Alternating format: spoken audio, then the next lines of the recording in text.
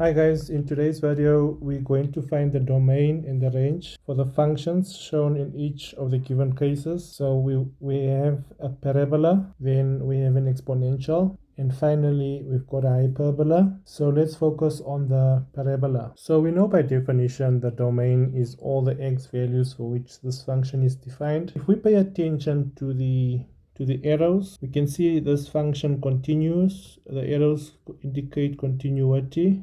So it moves indefinitely towards the left. So it means this function is defined for all values of x indefinitely towards the left.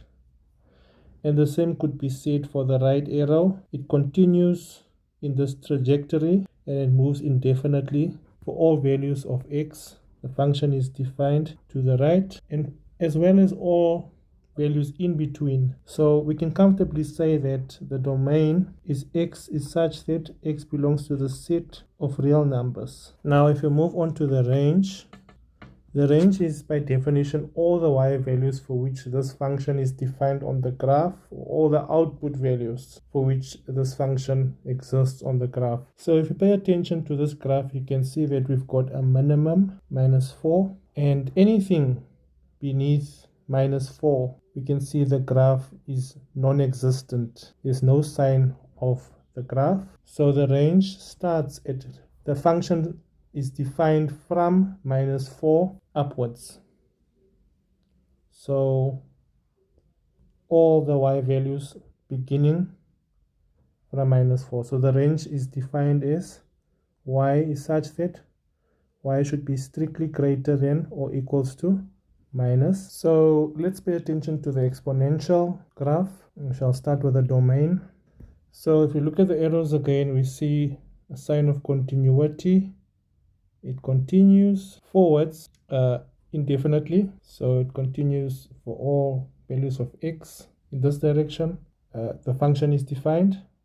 And if you could move along with this arrow, it continues indefinitely towards this, in that direction, towards the right, and everywhere in between for all x values the function is defined.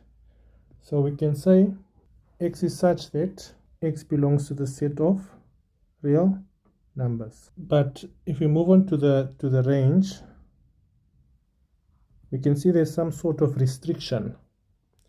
If you pay attention to the horizontal asymptote, the horizontal asymptote brings some sort of restriction. So this is your horizontal asymptote, and we can see that for all values of y, anything beneath the horizontal asymptote, the function seems to be non-existent. There's no sign of the function beneath the horizontal asymptote. And in this given region, the function seems to be approaching the horizontal asymptote, but never really touches it. Remember, for an exponential function, the graph approaches the asymptote but never really cuts it. So this restriction defines our range. So y is such that y should be strictly greater than -3. Or we can say that, yeah, so that is the range. So if we move on to the next one, we've got a hyperbola. We can start with the domain. So we can see for the hyperbola, we've got the horizontal asymptote given in green, and we've also got a vertical asymptote given in purple.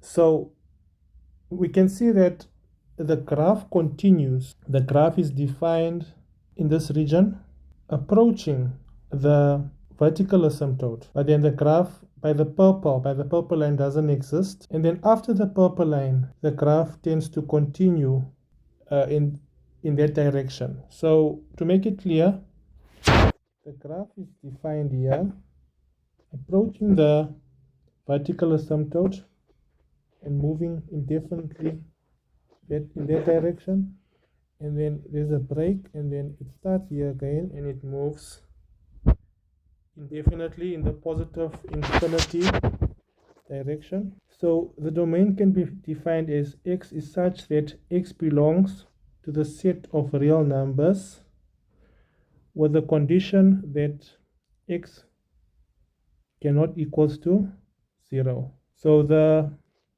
vertical asymptote brings some sort of a restriction to the domain. And then if we focus on the range is all the y values or all the output values for which this function is defined. So moving from